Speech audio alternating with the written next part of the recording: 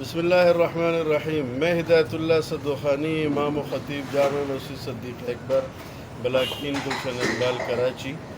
کافی عرصے سے مجھے یہ قلق تھا کہ مساجد میں، مدارس میں، خانقاہوں میں وضو کا پانی، ہمارے ہاں ان اداروں میں، ان جگہوں میں، ان مقامات پر وضو ایک لازمی چیز ہے، طہارت ایک لازمی چیز ہے۔ اس کا پانی جب خرچ ہوتا ہے تو پانی باہر جا کر گٹر لائن میں شامل ہو کے ضائع ہو جاتا ہے۔ مجھے یہ بہت اس پر افسوس تھا اور میں یہ چاہتا تھا کہ یہ پانی کسی طریقے سے دوبارہ کسی کام میں آ جائے۔ الحمدللہ کہ اب ہمیں ڈراپ آف لائف کے نام سے یہ ایک آرگنائزیشن ہے، یہ ہمیں ملی، یہ اس کام کو کر رہی ہے۔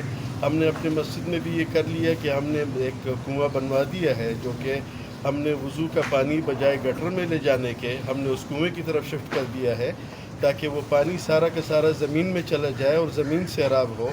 زمین کا پانی کا لیول بہت گھٹ رہا ہے اور پانی ایک بہت بڑا مسئلہ بنتا جا رہا ہے یہ ہمارے لیے۔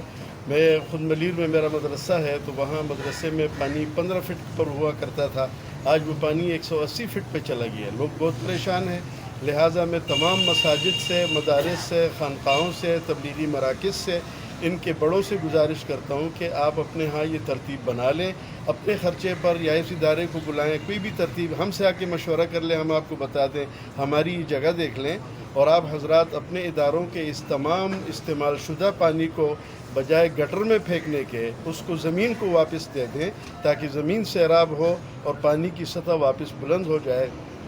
جنہوں نے ہمارے ساتھ اس پر یہ محنت کی ہے اور اپنی خدمات ہمیں پیش کی ہے ڈراپ آف لائف والے، اللہ ان حضرات کو ترقی دے، ان کو کامیابی دے، ان کو اجر عظیم عطا فرمائے۔ والسلام علیکم ورحمۃ اللہ۔